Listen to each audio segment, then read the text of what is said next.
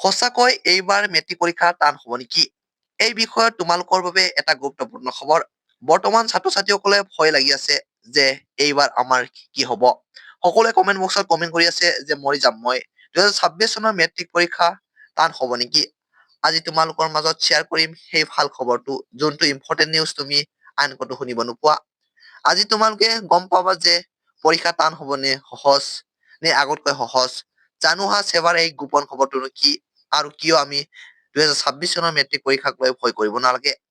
ইয়াৰ আগতে তোমালোকে যদি এই চেনেলটো প্ৰথমবাৰ আহিছে তেন্তে চেনেলটো ছাবস্ক্ৰাইব কৰি বেল আইকনটো অল বাটনত প্ৰেছ কৰি ৰাখিবা। কাৰণ আমি এইটো চেনেলত এনে ধৰণৰ ইনফৰমেশ্যন ভিডিঅ'বোৰ তোমালোকৰ ভিডিঅ' আকাৰে তোমালোকক জনাই থাকো। চ' ইয়াৰ আগতে আমি সকলোৱে জানো যে 2025 মানে এই বছৰৰ মেট্ৰিক পৰীক্ষাত ছচিয়েল চায়েন্সৰ কুৱেশ্যন পেপাৰখন টান আহিছিল। আৰু এটা ৰেকৰ্ড আছে যে কোনো এবাৰ এটা ছাবজেক্টত যদি কুৱেশ্যন পেপাৰ টান আহে তেনেতে অহা বছৰ সেই ছাবজেক্টৰ কুৱেশ্যন পেপাৰটো সহজ আহে। আৰু সেইকাৰণে তোমালোকে জানি লোৱা যে এইবাৰ 2026 চনৰ মেট্ৰিক পৰীক্ষাত ছচিয়েল চায়েন্সৰ কুৱেশ্যন পেপাৰ টান নাহে। কিন্তু বাকীবোৰ কুৱেশ্যন পেপাৰৰ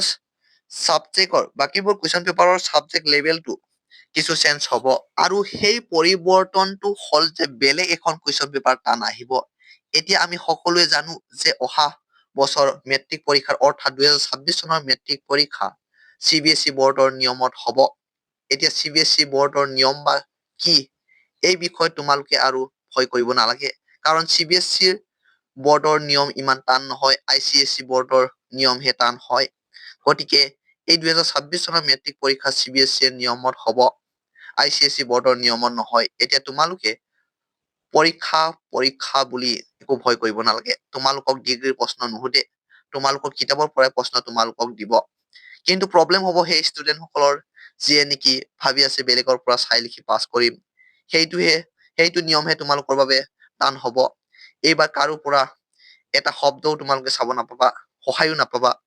সকলোৰে কুৱেশ্যন পেপাৰ ছেটৰ কুৱেশ্যন পেপাৰবোৰ বেলেগ বেলেগ থাকিব। আৰু সেইকাৰণে কৈছে তোমালোকৰ মেট্ৰিক পৰীক্ষা টান হ'ব।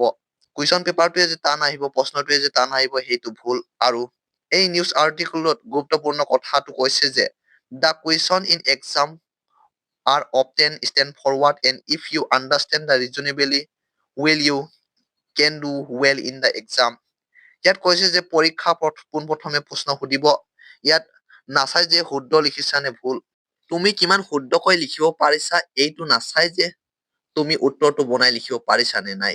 যদি তুমি বনাই লিখিব পাৰিছা তেনেহলে তোমালোকক নম্বৰ দিয়া হ'ব। আৰু যদি কেৱল নোটছৰ পৰা মুখস্থ কৰি কপি কৰি এক্সামত লিখি থৈ আহিছা তেনেহলে তোমালোকক সেই নম্বৰটো দিয়া নহ'ব। গতিকে তোমালোকৰ কিতাপৰ চেপ্টাৰবোৰ লেচনবোৰ ভালকৈ পঢ়ি বুজি ল'বা। আৰু বুজি লৈ চেষ্টা কৰিবা যে 2026 চনৰ মেট্ৰিকত তোমালোকে প্ৰশ্নৰ উত্তৰবোৰ বনাই লিখিব পাৰা। কাৰণ তোমালোকক উল্টাই ঘূৰাই প্ৰশ্ন সুধিব এই 2026 চনৰ মেট্ৰিক পৰীক্ষাত। মৰমৰ ছাত্ৰ-ছাত্ৰীসকল, আশা কৰো আজি আলোচনা কৰা ভিডিঅ'ৰ তথ্যবোৰ তোমালোকে বুজি পালা।